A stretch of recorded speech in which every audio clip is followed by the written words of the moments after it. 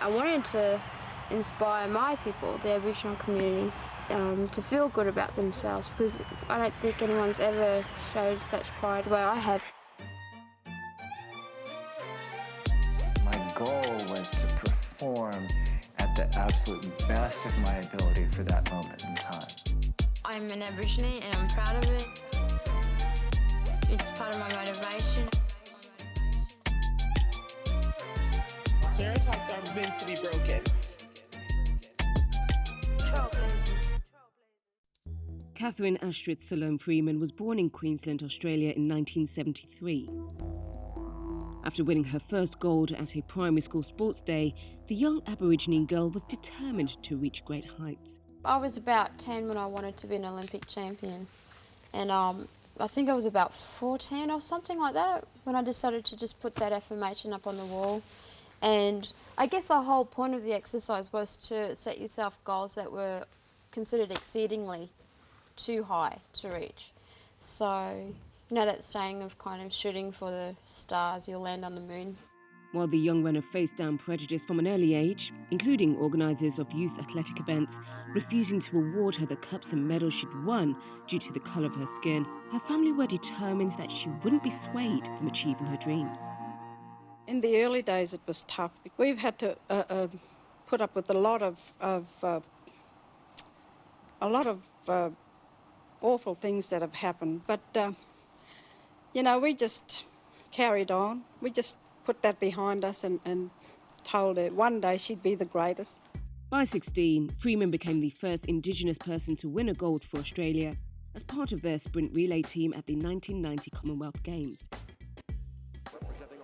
She switched her focus to the 400 metres, and at the Atlanta Games in '96, she took silver behind France's Marie-Josée Pérec.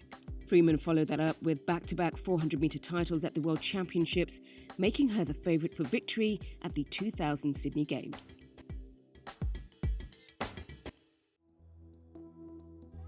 As a proud Indigenous Australian, Cathy was a part of a community which had been sidelined and oppressed from when Europeans first colonised their lands in the 18th century.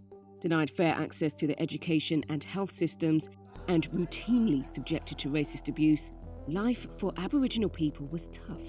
By the turn of the millennium, the demand for the recognition of Aboriginal rights was coming to the forefront, and Freeman used her elevated platform to challenge Australia about its history and national identity.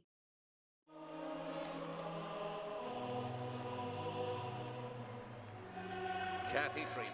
Though naturally shy and reserved, Cathy was positioned as the face of the Sydney Olympics and was front and centre of the Games' spectacular opening ceremony. I just felt the absolute energy and emotion coming from all of the people in the stadium.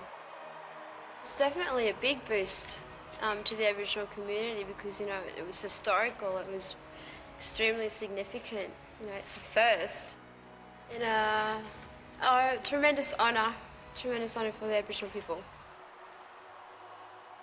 And amongst the excitement, Freeman had the pressure of her people, her country, and the world on her shoulders as she sought to bring home the gold medal.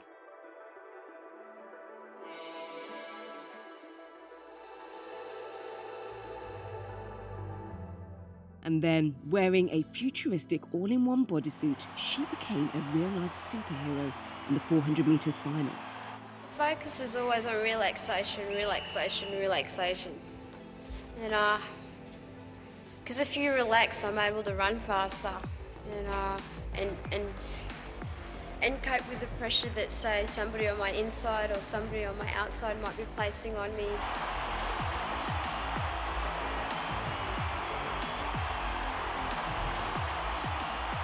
I had been waiting for nearly 20 years.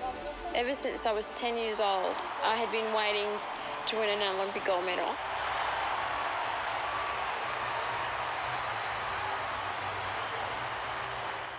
Cathy made a point to celebrate with both the Australian and Aboriginal flags in front of more than 100,000 people in the stadium and tens of millions watching around the world. What the flag represents, you know, all the struggles, I suppose, and hardships that my people have had to deal with.